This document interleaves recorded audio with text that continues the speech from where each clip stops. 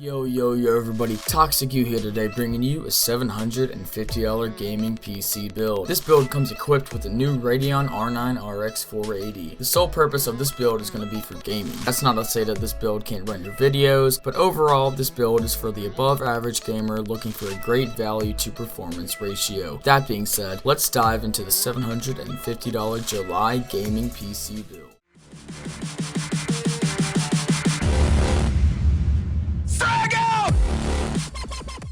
Starting with the heart of the machine, I chose the Intel Core i5-6500 3.2 GHz quad-core processor. Some great things that persuaded me to place this in the build were that it comes equipped with a 64-bit data width, the newer LJ1151 socket, a base clock speed of 3.2 GHz, a max turbo speed of 3.6 GHz, 4 cores, a thermal design power of 65 watts, includes a standard heatsink, supports up to 64 GB of memory, and has integrated graphics. The CPU is constantly transferring data across the world as well as internally or inside of your computer. It is always best to have a high data width. Intel hath brought another line of CPUs across our existence with the name LGA1151. This essentially defines what motherboards this CPU is compatible with. A clock speed is roughly a measure of how many instruction sets a CPU can achieve, or how many instructions it can run in a cycle of seconds. With a base clock speed of 3.2 GHz, this CPU can perform 3.2 billion instructions per second and 3.6 billion while turbo boosted. This CPU comes equipped with 4 cores. Each core is capable of running a single program. So with 4 cores, this build is capable of running 4 programs at one time. In another sense, a CPU with 4 cores is 4 times faster than a CPU with 1 core. A thermal design power of 65 watts means that the CPU emits a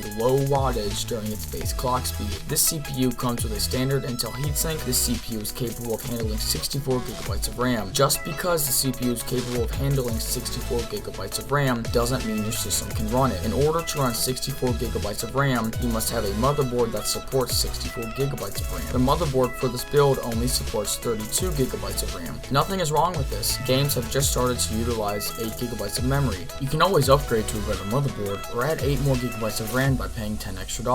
I chose 8 GB of RAM for the sake of the video's budget. This CPU has integrated graphics, which means you can run lower end games at around medium settings without a graphics card. A prime example would be Minecraft or any other arcade games from Steam. This CPU is roughly $200. Next is the torso, otherwise known as the motherboard. For this build, I chose the Gigabyte GA-8110M-A Micro ATX LGA1151 motherboard. This is a Micro ATX board, which means you can place this board in small cases. This board has the LJ1151 socket, which is needed for the 6500. This motherboard has 2 RAM slots and is capable of running 32 GB of RAM, as was stated in the CPU section of this video. This specific board does not support RAID, does support onboard graphics. There is only 1 video card slot, which means you cannot run 2 AMD cards in Crossfire or 2 NVIDIA cards in SLI. This board comes equipped with 4 SATA 6 gigabit connections, which means you can hook up 4 devices to this motherboard. Whether it be 2 drives and 2 solid states is all up to your personal preference. This board does have onboard USB 3.0 headers. This motherboard is currently $54. Next for this build is the limbic system, which is located deep inside the medial temporal lobe of the brain. A quick anatomy lesson: the limbic system deals with the processing of memory, so if you said RAM, you're correct. And for this build, I have chosen the Kingston HyperX Fury Black 8 GB kit. I chose this kit exactly because it is only $40 and 8 GB of RAM. Months ago, 8 GB of RAM was $80. The market really has seen some fluctuation from past to current prices. This exact set of RAM has 2 sticks of 4 GB each. This is a DDR4 2133 kit, which is a big step up from the previous DDR3 1600 kits. This means that the RAM, or random access memory, can process memory faster. This RAM does have heat spreaders, which are important if you plan on using your PC a lot. Without them, your RAM could reach high temperatures and melt. This RAM is not overclockable, and it has a black and white color scheme. The next part focuses more on the cortex. The cortex is a part of the brain that stores long-term memories. In this build, we're talking about the storage. This is the piece of hardware that stores all of your precious data, whether it be images, songs, scripts, games, you name it, it can be stored on a hard drive. And for this particular build, and for many other budget gaming builds, I've gone with a Western Digital Caviar Blue 1TB drive. This is hands down the best hard drive for budget gaming builds. I have used this hard drive in almost all of my builds, and I will continue to do so until it fails me. You must be thinking, what's so great about this hard drive? Western Digital is arguably the best manufacturer of hard drives to date. A total number of 766 people participated in a poll taken on Tom's Hardware, and 48% voted Western Digital to be the best hard drive manufacturer. This was closely followed by Seagate at 38%. This drive is capable of storing 1 TB worth of videos, games, songs, and more. This hard drive, like most, uses one of the SATA 6 gigabit ports that I mentioned earlier in the video. This drive spins at a total of 7,200 repetitions per minute, or RPMs. This drive has 64 megabytes of cache. Cache is a small amount of RAM designated to the drive, which allows it to buffer. A drive can send more data with a larger cache. 64 megabytes is plenty for any build. Cache deals with mechanical hard drives and not SSDs. This hard drive is currently $48 and has remained in this price range for quite some time. Now for the moment we've all been waiting for, the muscle of the build, the graphics card. I have chosen the Sapphire Radeon RX 480 8GB video card. A major highlight from this build is the 8GB of VRAM. VRAM is the amount of RAM found in the graphics card. Higher gigabytes can load more complex textures and 3D meshes. 4GB is a lot of VRAM. With 8GB you will shred through games and get the experience you're looking for. The memory type for this specific card is GDDR5. This card has a core clock speed of 1.12 GHz and emits a low wattage of 150 watts while under load. This card supports up to 4-way crossfire, which means you can run 4 cards at one time with the compatible motherboard. This card has a length of 9.53 inches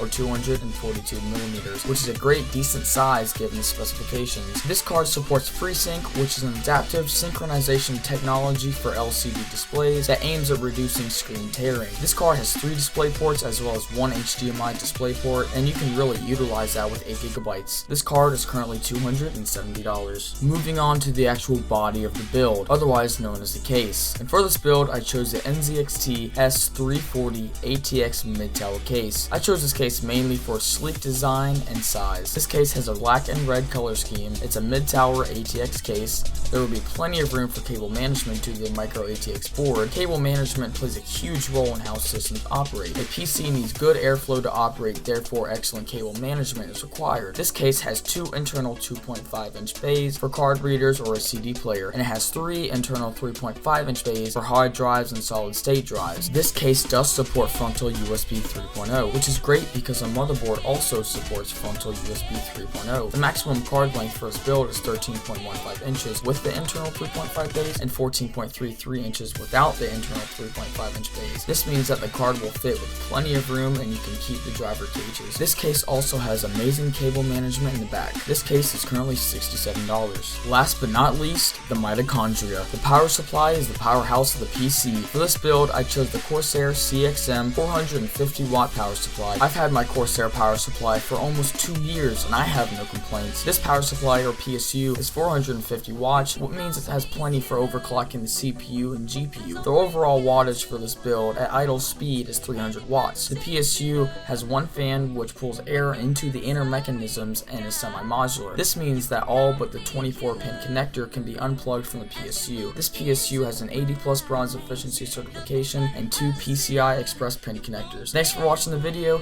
If you found it helpful, drop a like and subscribe for more. Comment down below if you have any questions. It's been ToxicU, keeping it real. Stay tuned for more videos. I'll see you guys later.